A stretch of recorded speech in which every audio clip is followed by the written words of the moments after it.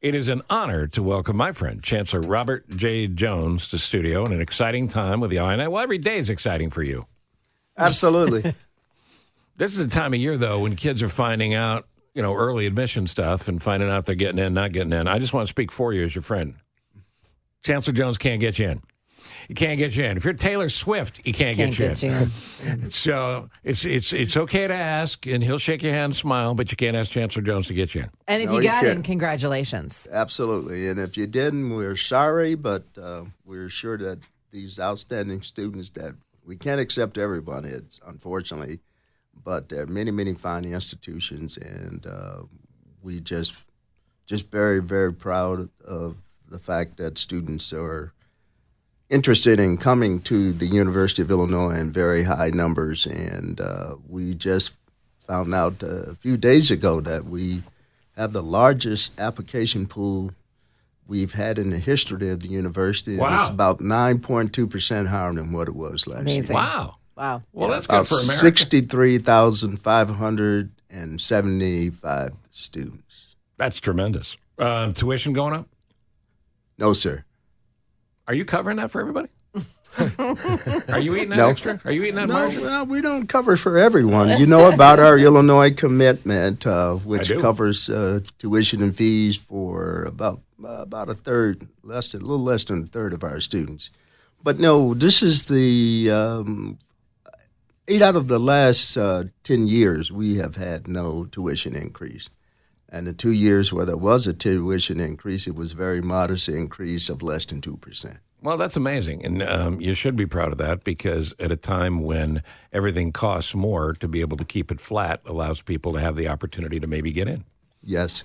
Critically important, as you well know, every time I come here, I talk about access and affordability and keeping tuition flat, at the same time trying to invest in the resources and the structures and the faculty that we need to educate the next generation of students. Is a costly matter, but we're very, very proud of the support that we've been getting from the state, not only in terms of budgetary increases, but also for capital projects to allow us to be able to teach the best and the brightest students and to do the research and innovation that really does change the world. So, Right. A lot of kids, junior, mid-junior year of high school, some seniors. When is too late to apply? If they're thinking right now, you know what, I haven't applied to the University of Illinois. I'm an in-state student. I'd like to go there. Is there ever a time that's too late? Well, usually there's an early admit date, and then there's a kind of a cutoff date, and we have a large number of people that always apply for the early admit.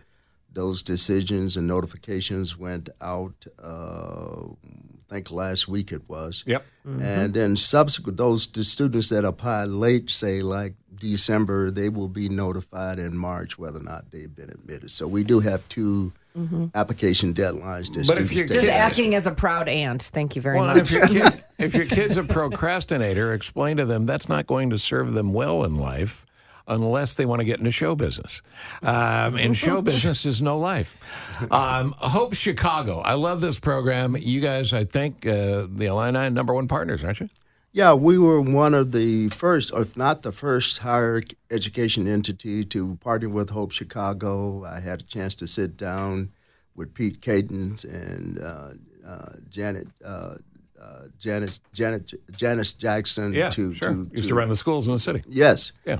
And they approached me about this big idea, and I can tell you, I'll say what I said to them a couple of years ago when they informed me of what was going on. This is the most innovative, potentially impactful idea I've heard in a long time that aligns very much with our idea of keeping education accessible and affordable. And I love the way that they frame this. You know, everybody talks about tuition is too high, is universities worth it, and all of that. But I love the way that they talk about their strategy is framed on not a free education, which I don't believe in, but it's a debt-free education. Yep. And that is one of the core principles we have. We spend about $50 million more in fellowships and financial aid than we were spending when I came here in 2016. And we're very, very proud that and people don't believe me when I say this, that, we have, almost 40% of our students graduate with zero debt. Well, I mean, that's remarkable, and that really is important. And I agree with you. College should not be free. University education shouldn't be free. You got to learn how to be a grown-up, and you got to have some sweat equity in the game. Absolutely. This is Black History Month, just starting. You have an amazing life story, an amazing career, but I love hearing about mentors and people in your life. You told me a story a while ago about a teacher who looked at you and said, you got something, and I want you to chase it. I want you to get out there. Yes. And I want you to go after it. Is there somebody you want to mention in particular, or what would you like to say to parents who should talk to their kids about Black history? Well, I think it's important for parents to make sure that their child, and I'm talking about whether they're black, brown, or it doesn't make any difference, they should understand the context of the people that constitute this great nation. And I think it's critically important for everyone to understand the role that black people played in building the infrastructure, all the way from people like my parents who were sharecroppers in southwestern Georgia, and the agricultural economy of this country was built largely on sharecropping and slavery, and then sharecropping and folks that worked the fields in order to try to feed themselves, and it helped to grow the nation. They need to know about the role that individuals along the way have played in generating some of the most impactful people in our society. Came out of very, very dire situations to go on to lead and to empower others. And it's a Google search away. You could literally, tonight, when you get home from work, you could literally say, tell me about 10 great African Americans that I can tell my kids about. You'll get a list, and you go talk to them about it. Absolutely. And the list is very, very long and very, very impactful, and you'll be surprised to see some individuals that you maybe never heard of, or some individuals you heard of but didn't know exactly their contribution. It's been large, it's been huge, and that's why we have Black History Month, is to remind everyone of the great contributions that the African-American community has played and continues to play in advancing this great nation to do things that others have not done and to have an impact around the world. The Governor Pritzker said he wants Illinois to be the quantum hub of the country, and a good thing. And Jane and Andre, I think you know this, but Chancellor Jones and I will sit around. We'll talk about quantum computing, the quantum physics. All the time. Maybe you'll teach we him. like to kick it around. Quantum computing, quantum physics. Sure. That's right. Yeah. But I highly encourage you to follow that story as it grows and grows and grows. But this DPI thing is fascinating to me. Discovery Partners Institute. Everybody talking about the White Sox going to move to the Strip of land. Eli and I are already moving in. Well, we are going to be there, most definitely. We plan to break ground sometime later this year. And that's a big development. Yes, it's about 200 and something square feet. It is going to be the anchor building. 270,000 square feet? Yeah. Yeah, right. You said 270 square feet. That's less than this room. I'm sorry. Yeah, you were wrapped up in quantum physics. I get it. Yeah. I get it. Yeah, it's a big building. There it is. About 6 floors, and it's going to anchor programs that allows us to train individuals for the high-tech economy.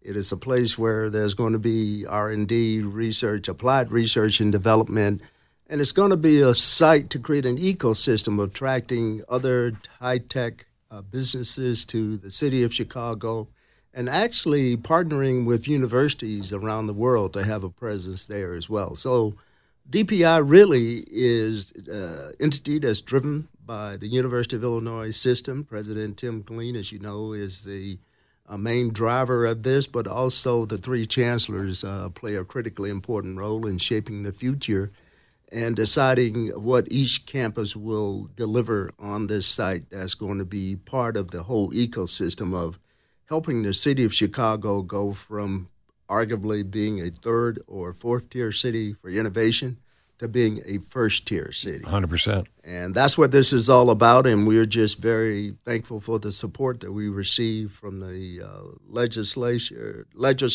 and from the governors and the mayors to support. get this It's a done. big deal. It's a big deal. No, It it's a really is very big deal. And by the way, of any chancellors, you're still my favorite chancellor. I appreciate that. You're the official chancellor of the show. Well, easy for me to say. We were talking off the air, and I said, "There's an Admirals Club at the airport. Have you ever thought about making a Chancellor's Club that you could all meet and get together?" and then there's like the favorite chancellor. Sure. Well, it's like the SNL Five Timers Club. You should have a club where you could go.